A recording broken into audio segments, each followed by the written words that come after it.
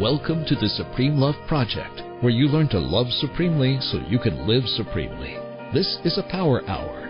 This is the place where you can get the information you need to heal the terrors in your soul and launch a revolution in your life. Get ready. Take notes. Now, here's your host, Janine Staples.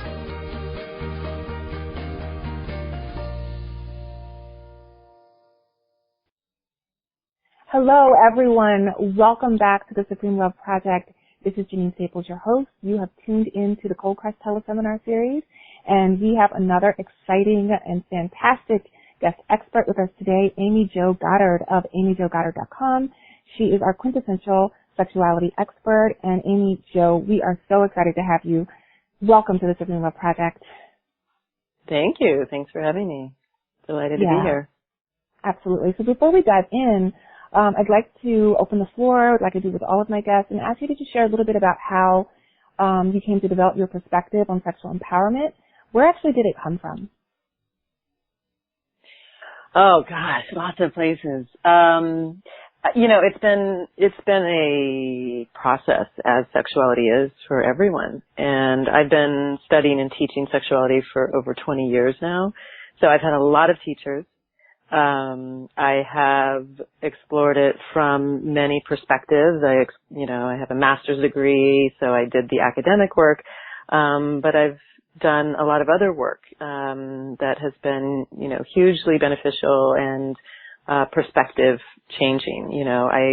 I think that sexuality is the core of who we are. I think that, it is our core life force. It is our creative life force. It is the place that we create everything that we're here to create from.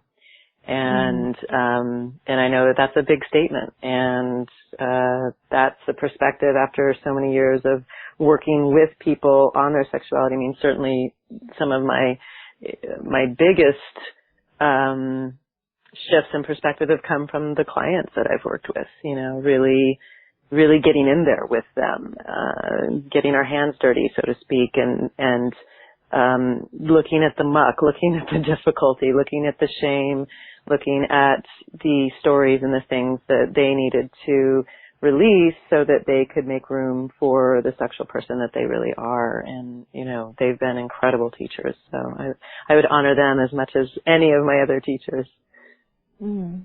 That's a really powerful way to come into the story, and it's really, really wonderful to know that you're doing this work. So many women that I talk to, definitely myself included, have struggled with sexuality, and it's so encompassing. It's about orientation. It's also just about maybe gender expression. It's also about sexual expression. And I talk a lot in the Supreme Love Project about how women are silenced and how we get silenced in a patriarchal society. One that is racist and sexist, misogynistic, and really hyper-masculinist and very, very phobic. And it's very difficult to be a girl. It's difficult to be a woman in that space, especially even with girls. I teach at a university setting, and I teach young women who sort of have a Pollyanna experience and background, and they don't even know that they've been repressed. They don't know that they've been taught to look to someone else to teach them who they are and how to express themselves. So thank you for doing this work, and thank you for also framing it so beautifully. You're actually thankful to your teachers, and that's your partners, your educators, people in and outside of the bedroom or wherever else. You explore who you are as a sexual being. And Cold Crush, I just want to add, Cold Crush, for some of us in the Supreme Love Project, we just got through Hot Help, which was our Sex and Sexuality Summit. You might be wondering what Jo is doing here. Well, Jo is a really well-rounded and very deeply faceted expert in this field. And so it leads me into my second question for you. It definitely seems like your definition of sexuality encompasses much more than sex, and is more about seeing sexuality as part of being a whole person. Would you say that is true, and can you say more about that? Oh, absolutely. I mean, I think you need to have sexuality in this telesummit, so I'm happy to be a voice for that. I think we really learn to compartmentalize ourselves, and we certainly compartmentalize our sexuality.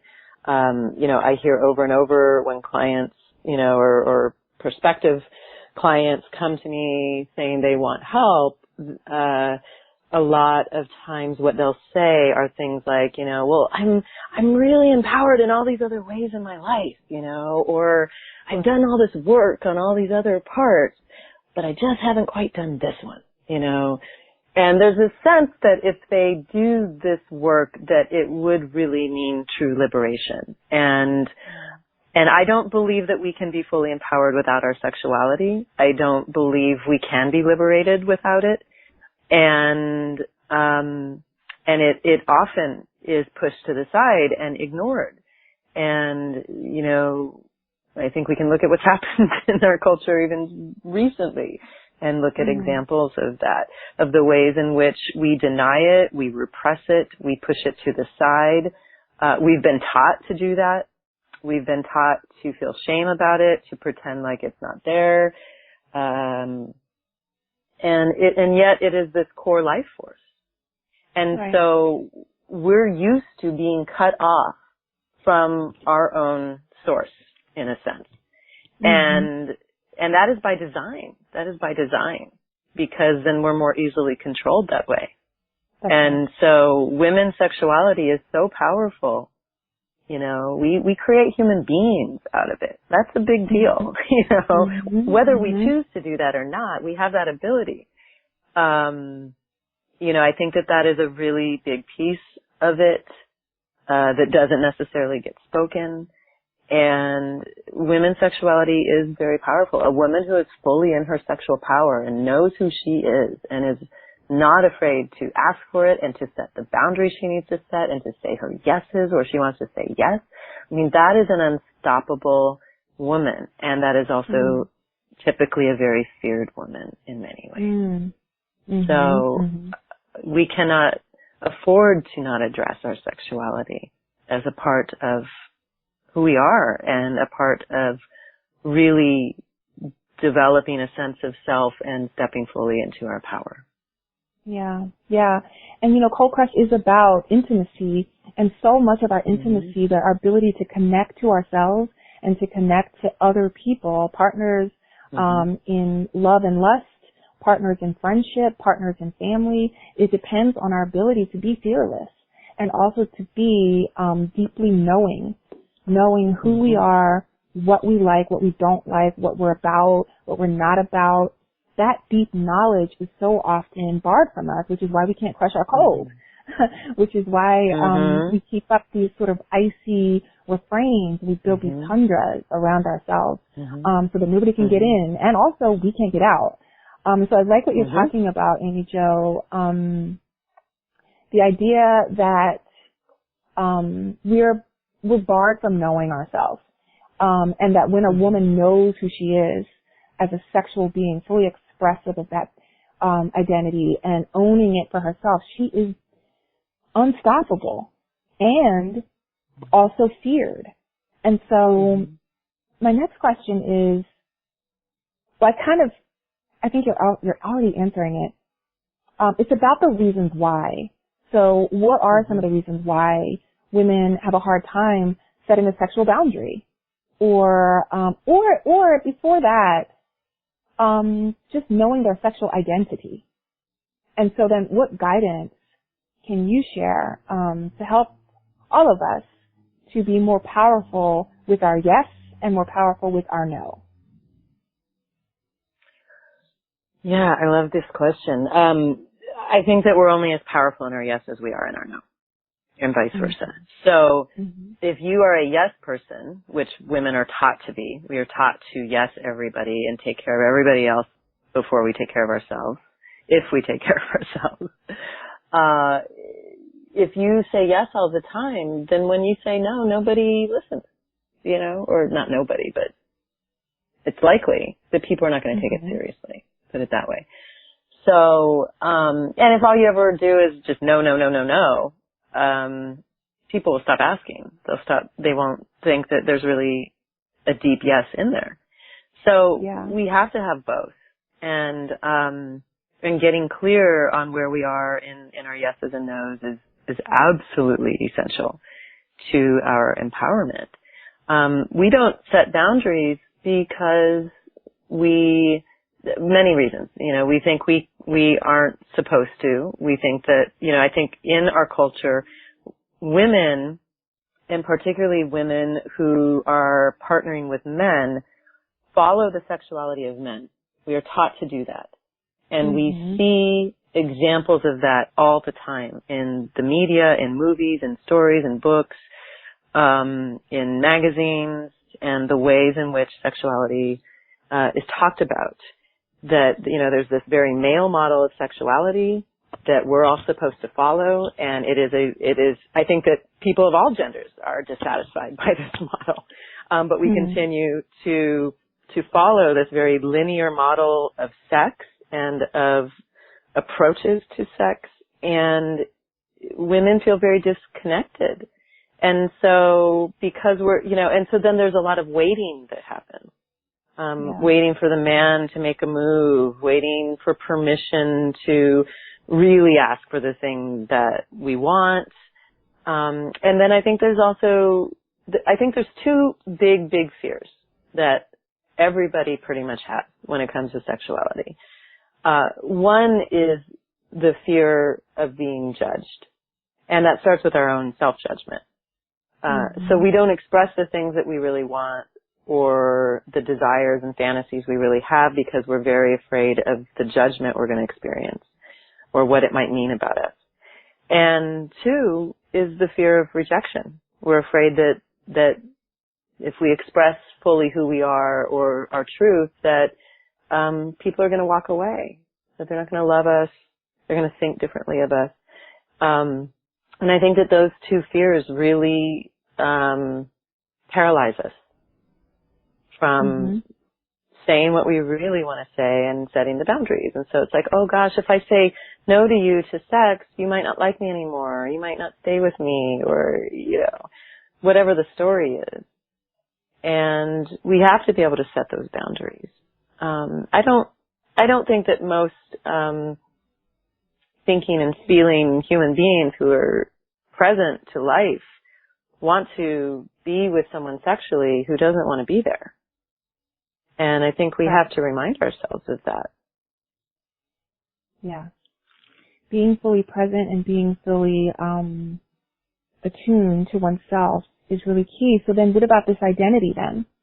You talked about how we are sort of socialized out of our identity and taught to follow the linear model, the masculine model, to wait for someone to tell us who we are so that we can be, chosen, deemed acceptable, deemed worthy, deemed good. So then what are some steps to carving out our own identity, our own sexual identity, particularly when this male model is so pervasive and so very strong? Yeah. Well, I think number one, we have to be aware that that's what's happening. The roles that are laid out, the sexual roles that are laid out for women and the identities are very limited. I'd love to say in 2016 that we are, much farther ahead than the old Madonna whore complex, but we're not. We're still in that. We're still in this place of if you're a mother, you don't get to be sexual or sexy. You're like suddenly very desexualized. And we're still in a place where we're fighting over gender and we're fighting over sexual orientation and, people trying to explore their kinkier side or trying to explore different relationship, structures is still very judged and very frowned upon. And so, so we haven't been supported to find out who we really are. We've been told who we're supposed to be, and we've been told that from the second we were born. I actually think it starts before we're born. It starts in utero. When people start wondering, should we buy pink or blue? All of that gender role conditioning starts before we're even here. So, and almost all of us have had our no disrespected in some way. We've had our boundary disrespected in some way. We've been told when we assert ourselves that we're bitches, or that we're too much. We take up too much space. We're too much. And all of those things play into this. I think it's very hard to be who you really are when we face so much preconceived ideas, so many preconceived ideas and almost demands on us about who we need to be. Even the ways in which women are depicted is so limited. That women are supposed to be uber feminine, and there's this very specific kind of femininity, the thin body, the straight hair, the light skin, all of it. It goes on and on. We all take this image this idealized image. And so when we don't fit that, if we're not really comfortable in our own skin, we're going to have a hard time. Yeah. And I just want to reiterate and follow up on what you're saying. This is for all of the community who are listening. There are thousands of women tuned in all over the world who are listening to us right now. And I'm thinking about the Supreme Love Project. I'm thinking about the Supremes, the people who are in my community. I'm thinking about your community members. I want to say two things. First, none of this is about how to get somebody. None of what Amy Jo is talking about has anything to do with getting a date, attracting a partner, getting hooked up, getting married. It really isn't. This is all about getting yourself, like getting you, and making sure you understand who you are. You are clear about what you want, and you have the voice and the confidence to say it so that you can have the intimacy and the connection that you crave and that you long for. That's what this Cold Crush series is about. And I hear that in your clarification, Amy Jo, like in your articulation of what's true. And it's funny when you talk about like your, the prescription that a lot of women are pounded with, in, a hyper-masculine and a deeply patriarchal society. There are some women in the Supreme Love Project who don't fit that, image at all. Like, white skin, super skinny, long, straight hair, very femme presentation. And then there are some women who do, actually, who have that kind of look, whatever that look is, that might be deemed appropriate in the society in which we live.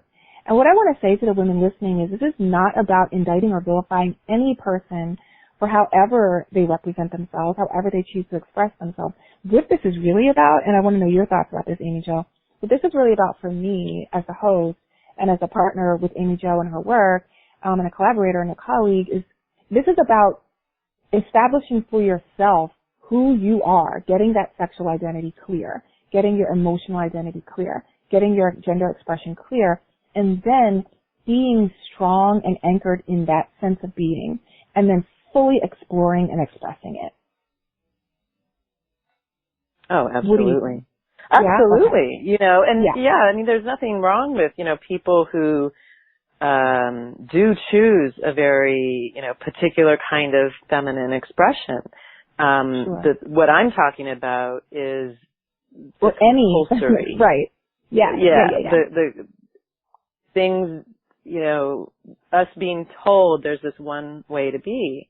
And the fact that we see so little diversity in images of what women get to be. I mean, we're starting to see it a little bit, I mean, I love some of these, like the Dove Project and some of these ads where we've got larger bodied women in lingerie, just who are in their bodies and loving being, I love that we're getting to see that, because if we saw that more, there would be so much more acceptance for all of our bodies. But because we just don't see it, and there's this very narrow idea of who we're supposed to be, and and this idea, that I think we learn from the get-go. I think the most harmful gender role that we learn from the beginning is that it is our job as women to be pretty and sexy.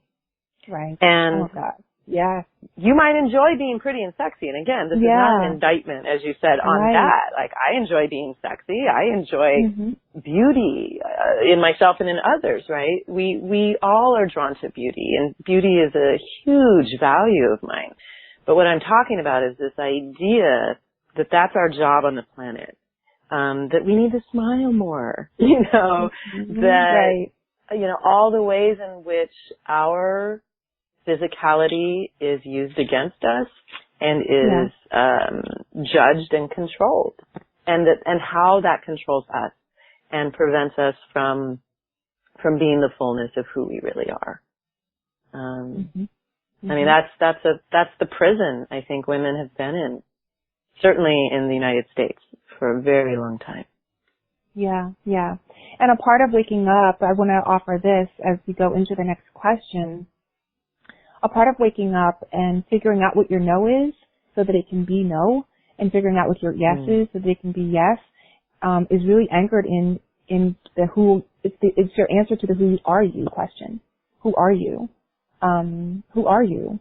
And asking oneself that question is a really great place to start. It's a little scary if a woman has gotten to a place in her life where she's not clear and she's not sure about her identity, or her decided expression, where she has been going along with whatever prescription was doled out by her mom or her grandmother or her aunties or her best friend or whatever colleagues she's surrounded by in her place of work, and she's not really explored that who am I question, like who do I want to be, or how do I figure out my desire. I think asking yourself lots of questions is a great way to start. What do you think? Yeah, well, and the question that I often pose the women in my sexual empowerment programs is, because there's so much distress that women have around desire. I mean, we could do an entire talk about that. But the question that I always come to with the women that I work with is, if the world stopped telling you what to desire, and you could push all those expectations aside from your family, from the women around you, from your partners, whatever.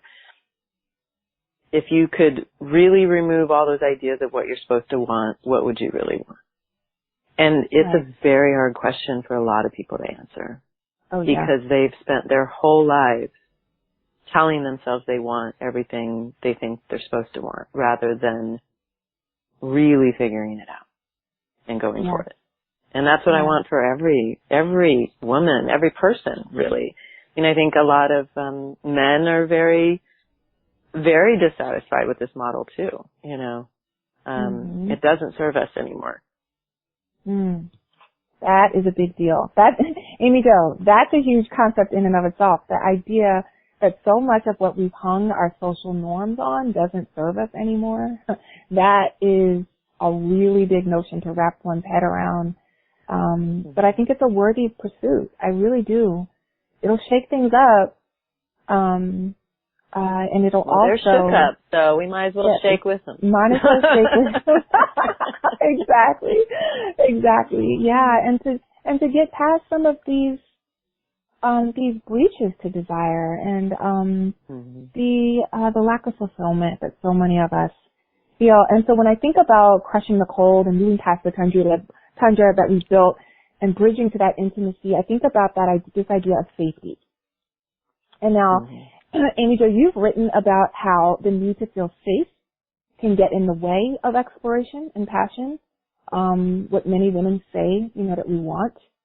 So my question is, what advice do you have for women who feel stuck in the need to be safe? Yeah, this is a big one, because I hear this from women all the time in my groups. When I'm like, well, what do you need? And what do you need to do this work? What do you need in your relationships? What do all of those different inroads into growth. And women almost inevitably will say they want to feel safe. They need to feel safe. And I think my questioning of it may not always be popular with people because we have often not felt safe in our sexuality. And so there is this seeking, truly have not felt safe because we've been violated. We've experienced violence. We've just experienced what it is to be a woman in our culture, Yeah. And so I understand where it comes from. And growth is not safe. Growth requires risk. Mm-hmm. Exploration requires taking risks. It requires not knowing always where you're going, not knowing what the outcome's going to be. If we want more passion in our relationships and excitement, which is what I hear from women all the time, it's not always going to feel safe, right? And so there's ways that you take care of yourself, and this is different, right? Taking care of yourself, setting up boundaries that feel good, having particular rules of engagement with your partner or partners or whatever the situation is very important. And it's not safe, right? Because feeling safe and feeling red hot passion, desire, those aren't going to go. Those aren't going to be, we're not going to experience those in the same settings. That's part of the excitement, is the not knowing, is the risk taking, is the vulnerability, And so I think we've got to reframe our ideas a little bit. Do we want to feel safe on the streets and in our culture? Of course we do. Of course we do. And we deserve to feel that. And we deserve to feel that, our lives and our well-being is safe in our relationships. And the truth is that, they are often not. And so this is not to minimize any of that. When we're looking at growth, when we're looking at pushing the envelope on our sexuality, safety can't be the number one thing, or you're going to stay pretty close to home. You're not going to move very far. Yeah. And that's just how that works. It's just not, it's not congruent. Yeah. So then what are some of the ways that women can practice suspending that desire for safety, in a way that they feel comfortable with, that they can press through some of those boundaries, to discover new ones maybe? Mm-hmm. Well, I think that is sometimes how we discover them. Like we try something, and that doesn't mean you need to try everything. Absolutely not. Absolutely not. You've got to have your place where you're like, this is a boundary, this is a no for me. But this area over here, I'm really interested in exploring. I don't know how it's going to feel, but would you want to explore that with me? Here's what I would need in order to feel good about that exploration and to feel willing to go there, right? And so I think we have to set ourselves up well for the exploration and the things that we want to discover, and then let ourselves go there. Then there has to be a certain surrender to the process once we've set those parameters. I think there's a lot that people can learn from the kink community, right? People who engage in very conscious power play sexually, because so much gets negotiated. And sex is always a negotiation. And if we don't treat it that way, we are not showing up to the negotiation table in a very powerful way, right? We're not going to get our needs met. So, if you were negotiating a contract, you wouldn't go in and say, well, whatever you want to do is fine. You wouldn't do that. Right. So why should sex be any different? Right? You can't just put your sex life and everything that happens in your partner's hands. I mean, first of all, that's a lot of responsibility to put on somebody else. And second, it's not powerful. It's not powerful. That means you're living by a default rather than, and you're living in a just reactive way, or a passive way, rather than being proactive about going for the things that you really want. So I think we've got to set up the space, and we've got to set up expectations, and we teach people how to love us and how to care for us, and we do that every day in our relationships. So we're doing that work on a regular basis, and then when there's places of exploration or where we want to stretch, then we talk about, well, I want to stretch here, and I'm not sure how that's going to feel, but here's what I'm willing to do. Or here's where I'd like to go. What do you think? You know, and right.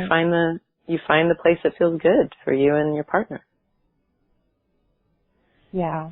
And that has so much to do, again, I keep circling back, Amy Jo, to what we talked about before, which is knowing your identity. You know, starting with yourself. I feel like so often the practical methods that we ask women to take up to try new things need to be preceded by that emotional work of digging deep and naming the self. There's so often, I talk to women in the Supreme Love Project about naming yourself. Like, what do you call yourself? I call myself a Supreme Lover. And I do that intentionally because I want to take up the power of naming who I am. I want to do that work for myself, and that's connected deeply to my identity. If I can name myself, I can say who I am. I can say what I do and what I don't do. I can say where I go and where I won't go, who I let in and who I do not allow in. And therefore I can come to the table like you're describing, ready to negotiate, very clear. I just figured out and learned boundaries about 4 or 5 years, in my 30s, I learned boundaries. And I just figured it out. And so much of it was tied to the reason I didn't have boundaries, and so many women in the Supreme Love Project did not, and were subject to narcissistic abuse in particular, is because we did not have a clear interior constitution. Our anchor in identity was unknown at worst and just unstable, you know, in the least. So yeah, coming to the table, being able to negotiate those boundaries so that you can suspend that safety. I hear what you're saying, and how that is a part of the work and a part of the pleasure of getting to that heat, that depth, that excitement, that eroticism, that beautiful possibility of being known truly, being known, being seen and embraced really, really, truly, deeply. Yeah, that's cool. Yeah. Yeah, and if I understand why people have that deep need to feel safe, but if we focus on that for the rest of our lives, then it's sort of like we're running in place. Yeah. You know? For sure. So, and yeah, I think it is what you say, that people don't know themselves internally, and it's also that our no's have been violated so much. Oh, you know, yeah. it's both. So much. I mean, there's an interplay between the two. And so we learn to just put ourselves away and just follow, do whatever we're told to do, or pretend we want what we're told to want. So, yeah. So then, yes, it's a really great way of thinking things through, and I hope that women are listening and getting their breakthroughs. Because often, Amy Jo, and I've talked about this in my community, I'm talking about it with you now, we often need permission in the beginning. Just permission to think differently, out of the box, beyond our boundaries and parameters, to start to explore even the idea that we have the power to say no, the power to negotiate, the power to say yes to some things and not to other things. So let's talk then about our bodies and about what it means to inhabit a female body in particular. That might look a lot of different ways. We talked earlier about, you know, I inhabit a female body that is tall and slender and brown, and that is thin and light, and I adorn my body in very particular ways. I know other women who inhabit bodies that are big, voluptuous, just enveloped with curves, really juicy looking and juicy feeling. There are women who embody bodies that are aging, for example, in very particular ways that may be contradictory to that what might be called attractive by masculine gaze. I want to really do away with all of that. Like, so how does the way we feel about our bodies impact our experience with sex and sexuality? And what do you recommend for women who want to feel more at home in their bodies, whatever they look like and however they're carrying them around? Oh my God. I mean, there's so many ways that how we feel about our bodies impacts sex and sexuality. Our bodies, of course, are an intrinsic part of our sexuality. They are not the only part, but they are, our bodies are a vehicle for expression of sexuality, right? And for experiencing it, for experiencing pleasure, for experiencing sensuality. And I think for really living more fully in the world. And, you know, I was talking with a group of, that I'm working with right now this morning in a class, and we were talking about how important pleasure is. Because, you know, and I think that there are a lot of ideas in the world that, like, pleasure is indulgent or selfish or extraneous, that there's far more important things to be worried about. And I actually believe that pleasure is very, very central to all that we do and why we're here, and that it's part of the revolution. We were put on earth to experience pleasure, to experience joy in our bodies. And I can say after 20 years of doing this work, I believe that most people are so in pain about their bodies that they're not living, that they're out to lunch. They are checked out. They are disembodied. And it is amazing to me the amount of energy that goes into disgust for our bodies, being unhappy in our bodies, wanting our bodies to be different, being mad at our bodies.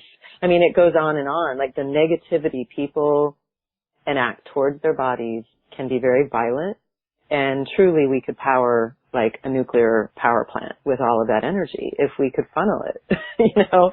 And so let's power the revolution. Let's power our lives. Let's power social change. Let's power the world in a different way. I mean, it is amazing how much energy is wasted that could be used for good. And people have that around aging. People have that when health issues show up. People have it in, you know, I just don't have the perfect body.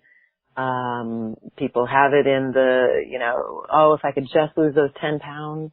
And the truth is, this is the body you get. And you've got to radically accept it as it is now. If you lose the 10 pounds, great. Awesome. You might feel better in many ways. Like, nothing wrong with that. But you've got to be able to love and accept and embrace the body that you have now. And that doesn't mean that we're not going to have our difficulties or our struggles, and because people do, and I get that. And you could spend the rest of your life feeling that way, the rest of your life waiting to fit into those jeans again, or, you know, whatever the marker is. You know, everyone has their markers. And then you're going to miss out on all the pleasure and enjoyment that you could have had in that amazing body you were given. Like, our bodies are amazing, truly. I mean, it's amazing what we can experience in our bodies and what we can do in them, you know? And, my wish for the world is that we could just stop wasting that energy, you know? We could be so much more present sexually. There's a concept called spectatoring, and a lot of people engage in spectatoring in sex, which is the idea that when you're having sex, you kind of leave your body and you're kind of like experiencing the sex from the outside as an observer. You're spectatoring, right? And so it's like every time you're in the middle of being sexy with someone and you're like, oh man, oh, how does my ass look in that position? Or, you know, oh God, I hope I'm doing it right. Or, oh, oh, I hope they don't see the rolls on my tummy, or, whatever. Like, all of that narrative that can happen, I mean, that's taking you out. You're not being present. Right. And that's a huge challenge for people. Sure. And again, it goes back to, like, we're constantly seeing these, quote unquote ideal images that even the women in the pictures don't look like, because they're all airbrushed and, touched up, sometimes to an extreme degree. But, we come by it honestly, but it's not doing us any good. And when I see a woman who, like you said earlier, like there's some women that are in like these big, voluptuous, round bodies, and like when I see a woman like that who's like, yeah, like I know who I am, I feel confident, I feel sexy, like she's owning it, that's the sexiest thing on the planet. I don't need her to be skinny. I don't need her to be skinny. I don't need anybody to look any particular way if they're really owning it. That's what's hot. Yeah, that's it. And that simple understanding, I was hoping that you get there, and I knew you would. That simple understanding is really the bottom line. And it's so cliche to say, just be confident or just own yourself. And we're not saying just as if it's an easy thing to do. We just talked for almost an hour about the programming, the social programming that we've been subject to. So we know that it's not as simple as just sort of snapping your fingers and loving your body. The bottom line, though, is the objective and the outcome that we're working toward is very simple. It's not complex.